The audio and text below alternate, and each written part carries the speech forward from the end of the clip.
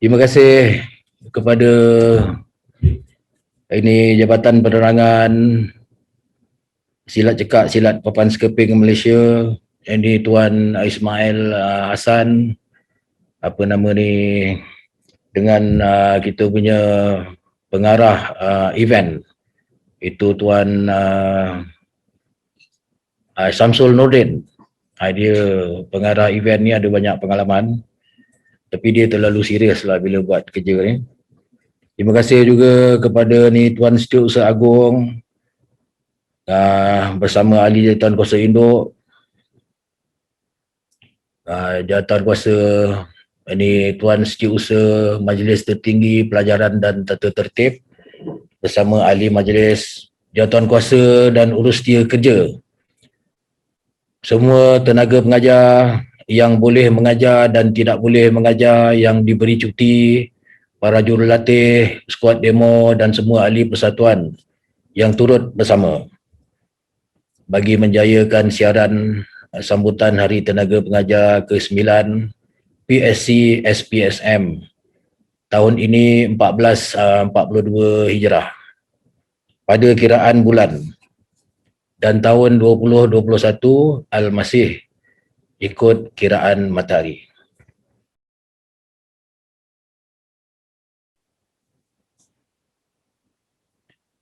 Dengan ini, pada hari ini, pada jam ini, pada saat ini, pada ketika ini, saya Guru Utama dan Presiden Persatuan Silat Cekak Silat Papan Sekeping Malaysia merasmikan acara malam ini sebagai Majlis Sambutan Hari Tenaga Pengajar Persatuan Silat Cekak Silat Papan Sekeping Malaysia yang ke-9.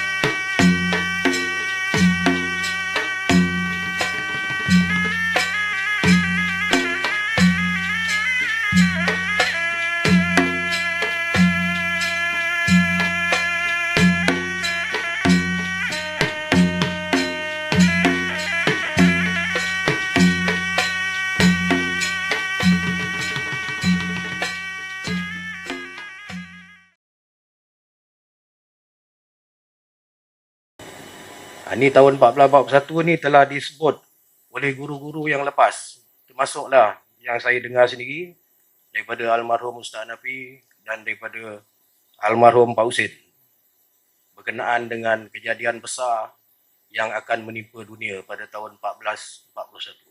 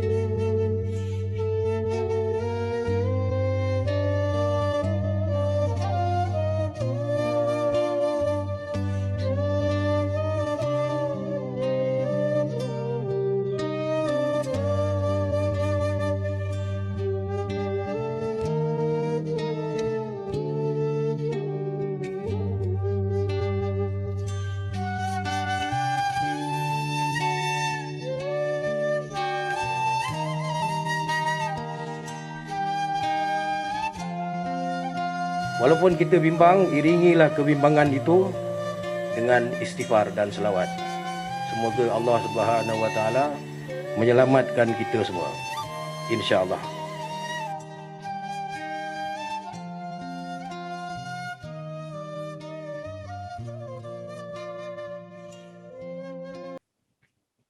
Bismillahirrahmanirrahim. Wassalamu ala Rasulullah.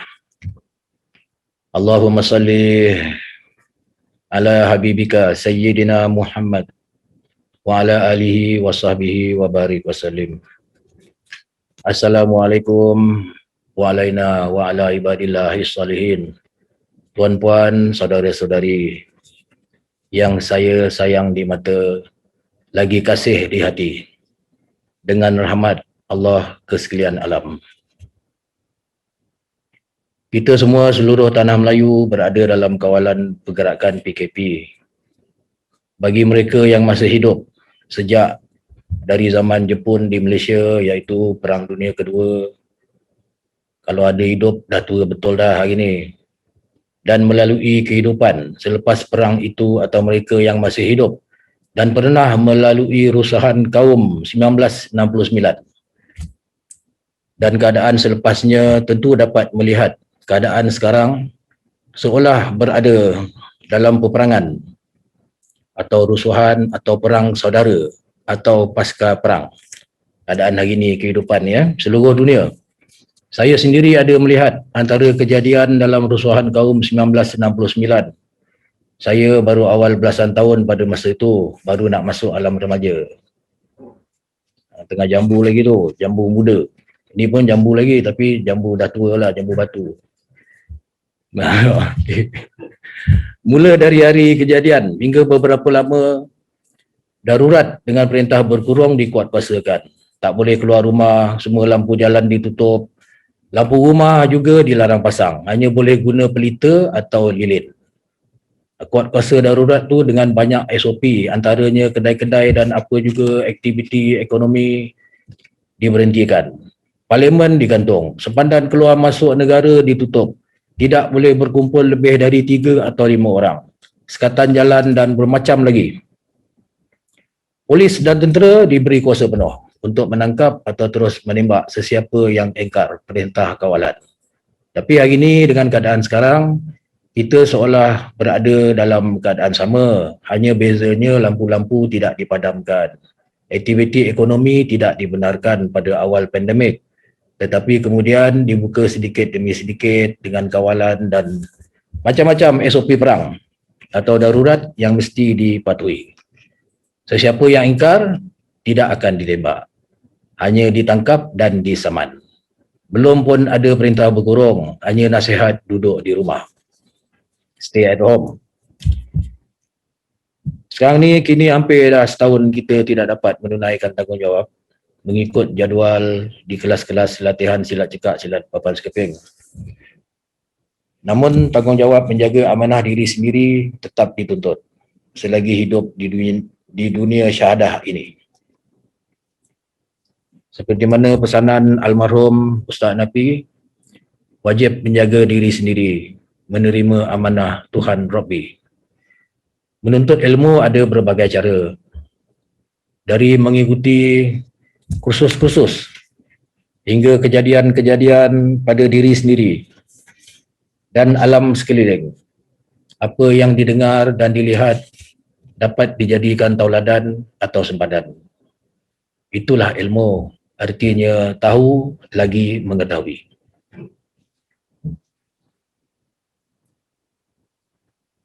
Ada bermacam bagai keadaan kehidupan yang setiap manusia perlu atau terpaksa lalui, sama ada suka atau tidak.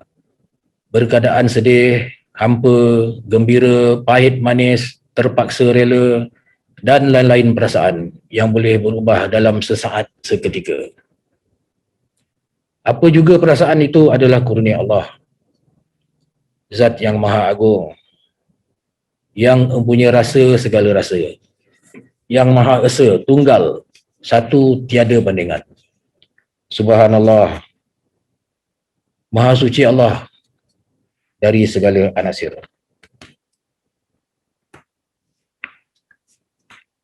mengenal Allah dengan zatnya juga. Bagi manusia, bermacam rasa itu adalah sebagai bandingan di dalam perdu yang rasa. Bagi kita manusia, tengoklah diri sendiri, bermacam rasa itu adalah sebagai bandingan di dalam perdu rasa, iaitu membezakan antara yang benar dan yang salah. Perdu rasa itu ada pada hati. Hati itulah makam makrifat, iaitu mengenal. Jika dibuat bandingan dengan tubuh badan yang nampak zahir, mana-mana bahagian tubuh badan, akal, fikiran dan hati yang telah tidak berasa, bermakna ia sakit atau telah mati yang tidak sekata. Ini ada nak dengar banyak-banyak kali lah cerita ni, nanti boleh faham. Nanti kita jumpa berbual lagi.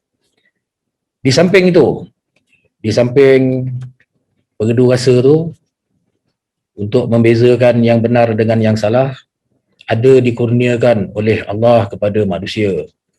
Dikurniakan sahabat rapat sebagai pendamping dari kalangan malaikat dan jin, born together. Tetapi dia tidak akan die together. Malaikat dan jin born together but not die together. Dinamakan Qorin. Dan lagi serta berbagai makhluk gaib yang lain-lain yang ada dengan setiap diri manusia. Inilah mengenal diri namanya. Dan lagi Allah Subhanahu Wa Taala mengurniakan Nabi Rasulullah yang membawa Al-Quran dan hadis sebagai panduan sepanjang zaman untuk manusia. Di samping itu, ada pula iblis. Iblis mengolah-olah, manipulasi perasaan-perasaan ini untuk memperdayakan manusia dengan berbagai cara tipu daya. Sebagaimana ia telah berjanji demi kemuliaan Tuhan seluruh alam. Ada kisah tu ada dalam kejadian Adam alaihissalam yang diceritakan di dalam Al-Quran. Ada beberapa tempat, antara yang panjang tu dalam surah Al-Baqarah. Nanti buka lah sendiri ya, tengok tafsiran. Iblis tetap berdamping dengan setiap diri manusia sepanjang hayat di dunia ini. Sepanjang hayat di dunia ini, Iblis tetap berdamping walaupun seseorang itu telah mencapai jalan yang benar lurus. Hanya orang yang sampai kepada makam kekasih. Makam ni bukan kubur. Kalau M-A-K-A-M, makam, itu kubur. Kalau M-A-Q-A-M, itu makam tu maknanya martabat. Makam kekasih, ataupun disebut dalam cerita Piramli tu, makam kesian yang terpelihara. Makam kesian ni, makna apabila kesian, dia terpelihara dari bisikan tipu daya iblis. Dipelihara oleh Allah. Makam kekasih ni, makam kesian ataupun makam rahim. Al-Rahim. Rahim. Terpelihara. Seperti mana dalam kandungan ibu, semasa kita di alam rahim, kita terpelihara. Seandainya tidak dipelihara oleh Allah, ada yang diperintahkan kepada tentera-tenteranya, tentulah hari ini tak ada satu pun manusia yang hidup. Semuanya telah dibedal, dibelasah oleh iblis. Makna kekasih itu ialah yang ditolong. Macam kita berkasih dengan suami isteri, kan sentiasa tolong-menolong. Tapi taklah berkasih 24 jam. Dengan suami isteri itu ada masanya dia kawan, ada masanya dia apa lagi tu? Apa-apalah, isteri tu suri rumah, kawan, kekasih, darling, macam itulah. Tapi dengan Maha Pencipta ni, dia sepanjang masa, insya-Allah.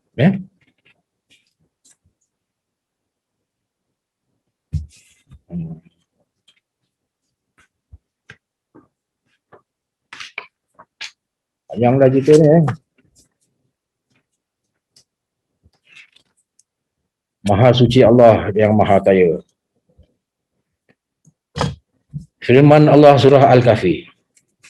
Ini nak cerita yang tadi yang tak boleh faham perkataan-perkataan. Yang ni nak jaga diri sendiri tau, semua orang. Jadi kita ambil lah kisah di dalam Al-Quran sebagai tauladan dan panduan untuk kita terus bawa dalam kehidupan hingga akhir hayat. Kisah perihal Iskandar Zulkarnain dalam surah Al-Kahfi.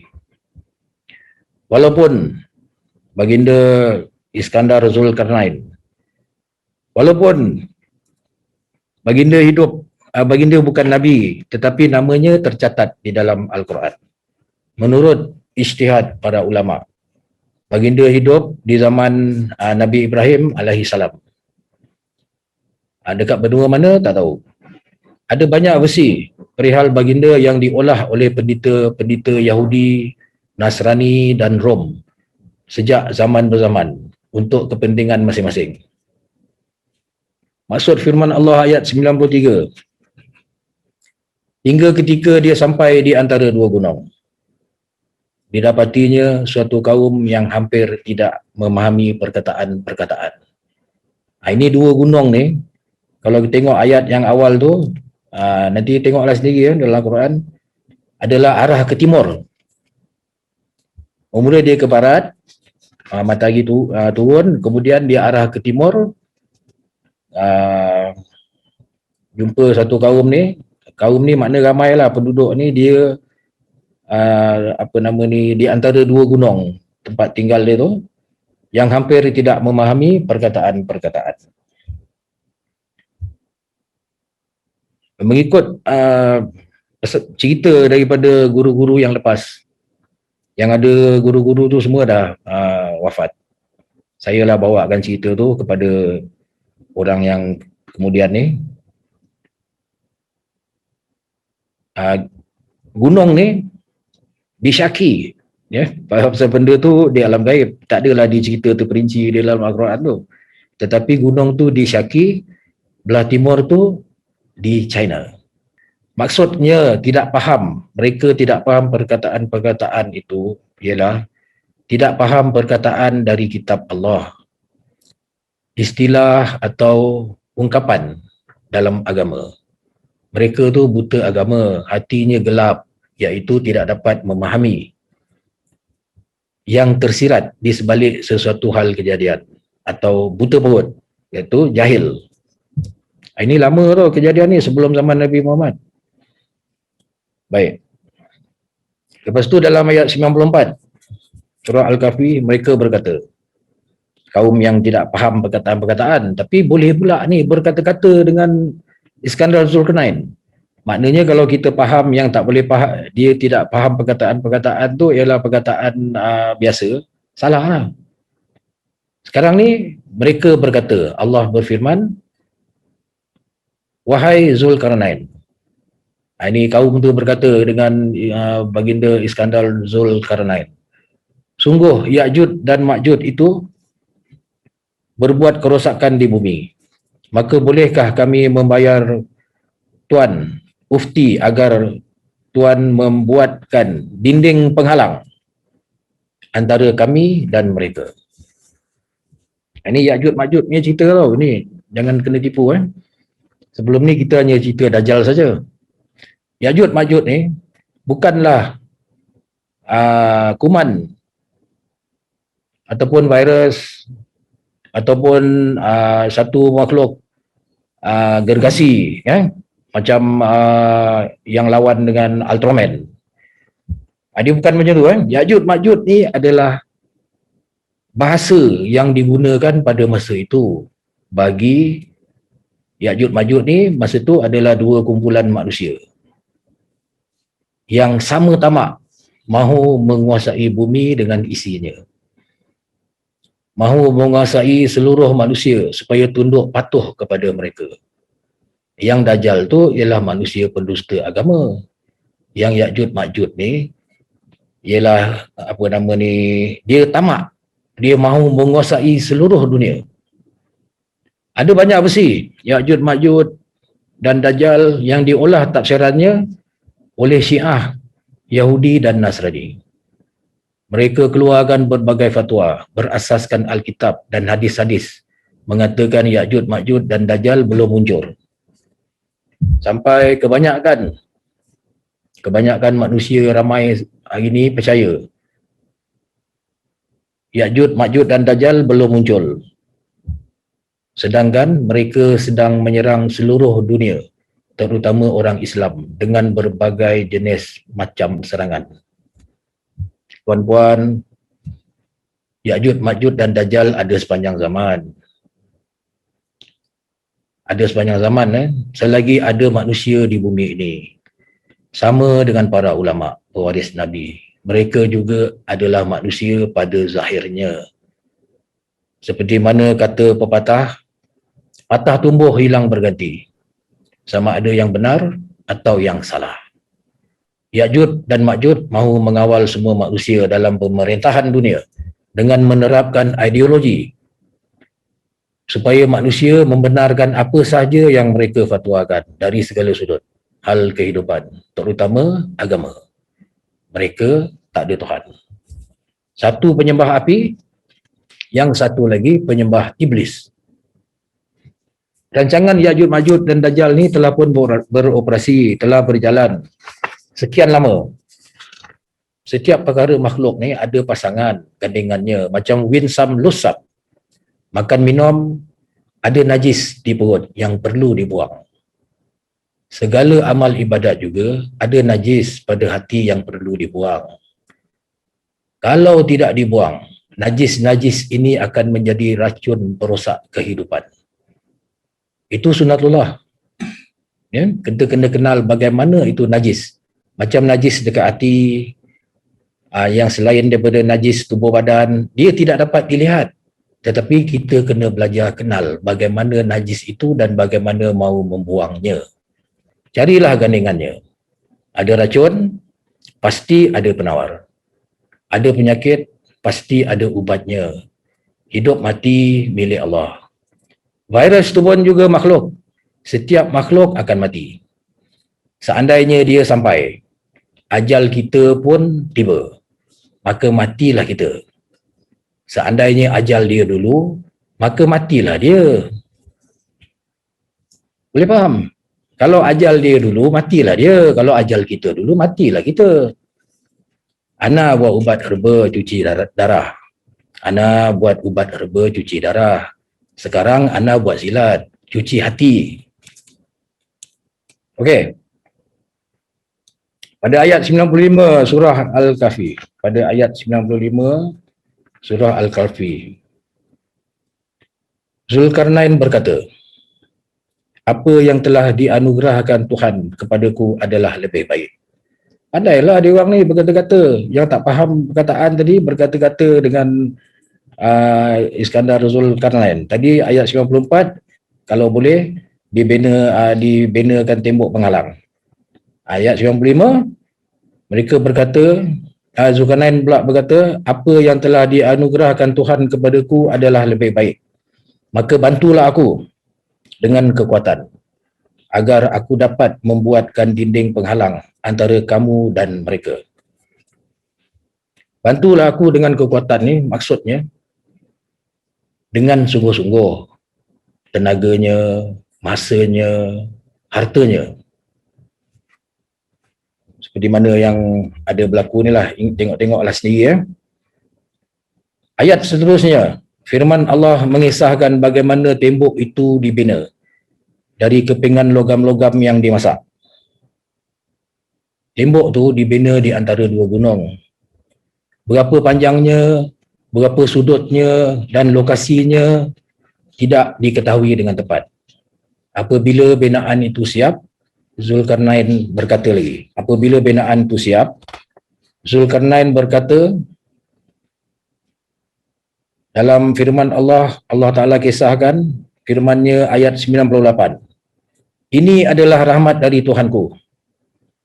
Maka apabila tiba janji Tuhanku, dia akan hancur luluhkan tembok ini. Dan janji Tuhanku itu benar. Tapi kita tengoklah daripada Al-Kisah tu, tidak pula Iskandar Zulkarnain tadi mengajak kaum dia berperang dengan Ya'juj Ma'juj. Dia tak ajak perang tu dengan Ya'juj Ma'juj. Memang tak boleh lawan pun. Sebaliknya, baginda diperintah oleh Tuhan supaya membina tembok penghalang supaya Ya'juj Ma'juj tak boleh masuk. Okey. Itulah pantun gurindam daripada almarhum Ustaz Nabi, wajib menjaga diri sendiri, menerima amanah Tuhan Rabbi, supaya menjadi mukmin sejati, demi menegak Islam yang suci. Bagi kita umat Islam, bagi kita umat Muhammad, tembok bagaimana yang mesti dibina dengan kekuatan, makna dengan sungguh-sungguh, atas perintah Allah. Tembok bagaimana yang diperintah, dan benda ni ada dalam Quran. Bagaimana tembok bagaimana yang mesti dibina dengan kekuatan di atas perintah Allah. Makna perintah Allah tu buat ni kerana Allah, ikut Rasulullah. Apabila diterima bai'ah 2 kalimah syahadah. Apabila diterima bai'ah 2 kalimah syahadah, maka terbinalah tembok pemisah antara Islam dan kafir. Tapi hendaklah Islam di luar dan Islam di dalam. Jangan terima sahaja di luar, dalam tak terima. Maksud dalam tak terima tu, tak ikut betul-betul syariat Islam. Syariatnya, tarekatnya, hakikatnya dan makrifatnya. Payah nak faham. Eloklah kita jaga syariat Islam. Syariat tu bukanlah bermakna hanya rukun 5. Rukun 5, rukun Islam 5 perkara dengan rukun berasaskan rukun iman 6 perkara. Yang syariat maksud yang nak jaga tu apa yang kita buat dalam kehidupan seharian. Sunnah perbuatan yang umum. Apa yang kita buat, yang kita makan minum, yang kita bercakap, yang kita berkawan, berpersatuan, bergaul, macam-macam benda yang zahir. Yang inilah nak jaga, Islam di luar, Islam di dalam. Ayah Yesus selalu pesan. Yang pesan-pesan tu biasanya makan minum lah. Bimbang nanti hanya Islam di luar, rugi sangat. Ini puisi cinta. Tak kenal maka tak cinta. Apa guna bercinta jika tidak setia? Cinta Rasulullah beroleh cinta Allah. Cinta guru ialah cinta ilmu. Cinta ibu bapa beroleh cinta Maha Pencipta. Andai setia kepada nafsu, kehendak sendiri semata, andainya cinta didustai. Wabillahi taufiq wal hidayah. Assalamualaikum warahmatullahi wabarakatuh.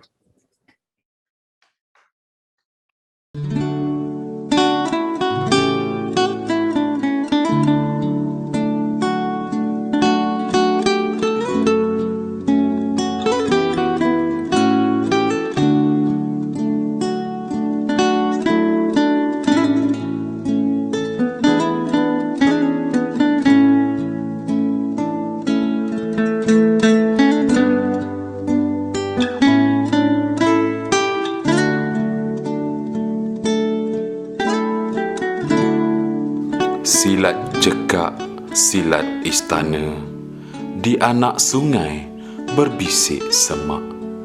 Raja ilmu, pakaian panglima, diwaris insan, berjiwa ulama.